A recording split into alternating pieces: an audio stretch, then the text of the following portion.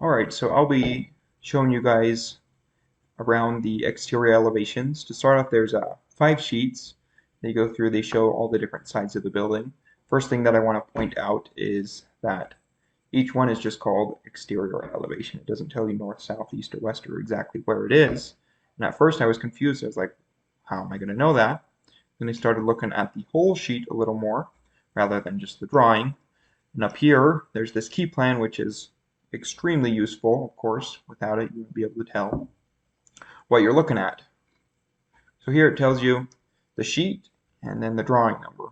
So I am on sheet AE201. So I come here and I say AE201, AE201, 202, 202, 202, 203, okay. So AE201, and this is drawing B5 will show me the north side of the building, and A5 will show me the west side of the building. So great, now I know, okay, that's the north side, this is the west side. Now I'm supposed to point out different symbols that I found on these drawings, and I combed through them, I looked through them, and I couldn't really find a lot of symbols that we hadn't really talked about. Most of them, all of us already know. So I thought I'd talk a little bit more about the callouts. And this sheet has several of the callouts that I want to talk about. First one being this one right here. You look at it and you can see and you say, oh, that's probably a vent. So I said, well, let me check and make sure it's called out. It's number 7 up here in the keyed notes. So I go to 7, mechanical louver. So what the heck is a louver? I've never heard of a louver before.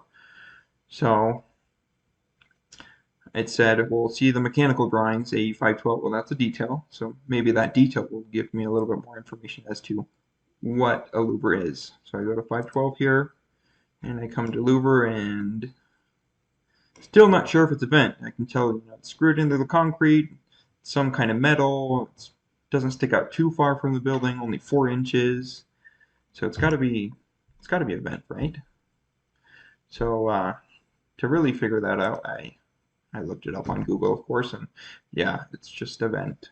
I had no idea that they were louver vents, or maybe other ones will just call it a vent or a louver vent, but that's what a louver is. Now I know that. Now you guys know that if you didn't know it before. There's several things. A lot of them you can just kind of guess at. You can see this is kind of some kind of pipe. So you can go look at where's number 10?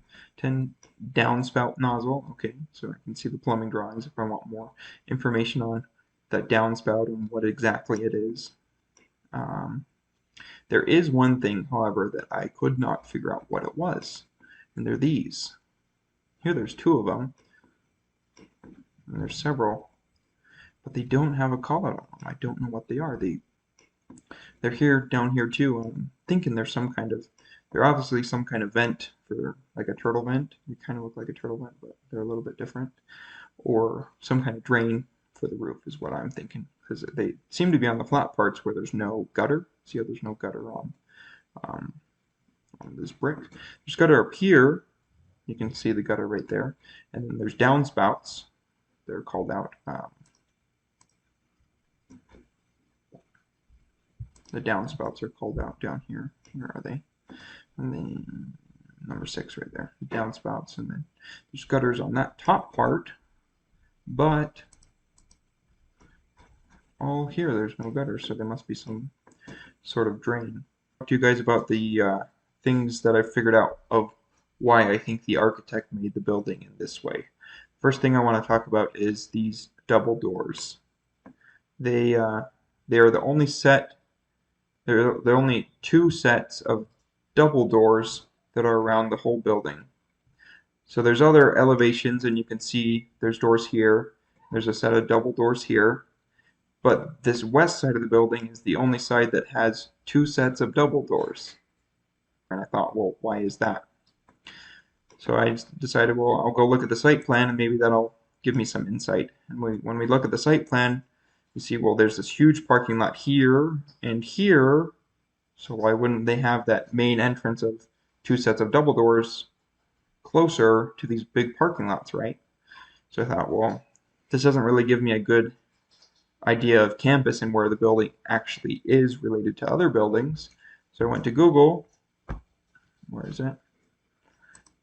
Went to Google, and you can see we go to the maps, here's Rexburg, there's campus.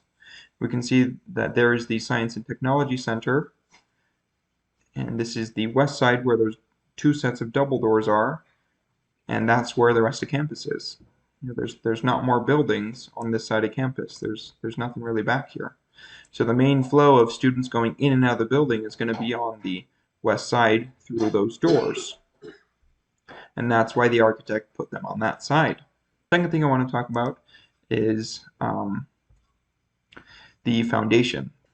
As you can see, these footings are all over the place. They're jumping up and down, and you're like, what the heck is going on? They just stop here. You're like, what's holding this part up?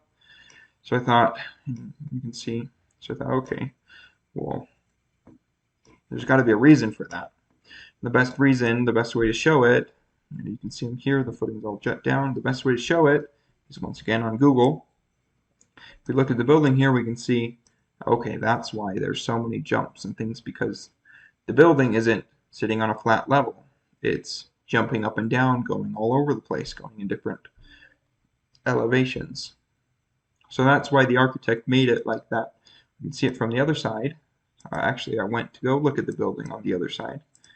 And when you look at it from Sage Street all the way out here, you can tell, okay, yeah, that's definitely going downhill. So that's why he didn't need as much material here, which is why there's those bump outs. Why make a big giant wall and then replace all the dirt when you can just use less, save time and money. Then I went, okay, I want to see the back side of the building. So I clicked here to go see, and boom, it disappeared. Google must not have driven by here with their camera car or whatever. But this is actually really cool to see. We see the start of the construction here. I don't know what was there before. Maybe there were trees that they had to get rid of, or I don't know what there was, but there you can see why there's all those bump outs. It's because it's on a hill. Third and final thing that I want to explain why the architect did it is why there is brick on one side of the building and glass on the other side of the building. Why not just make it all brick like these buildings? A lot of these buildings, a lot of the older buildings on campus are that same colored brick, just all around. It doesn't look bad at all. You know, the windows are pretty nice in there. This glass is a lot better looking, so I think the combination looks really well because you get a mix of modern and still matching with BYU Idaho. But I think there's another bigger reason why there's glass on this side. And the way I figured this out, or I went about thinking about it, is why would they put, why do they have brick and then glass and brick and glass? And so I said, well, let's look at the floor plans and see what they are actually doing with these rooms. So we can think there's a big reason why there's glass on this half of the building. That's because look at all these offices. There's tons of office. They want that space to be filled with light and energy so that you don't feel trapped in that office. You can look out and see the beautiful town that Rexburg is, and not feel trapped and down inside your dark and gloomy office. And that's all I have to share about the exterior elevations. I hope you guys learned something and that I didn't bore you guys with this video.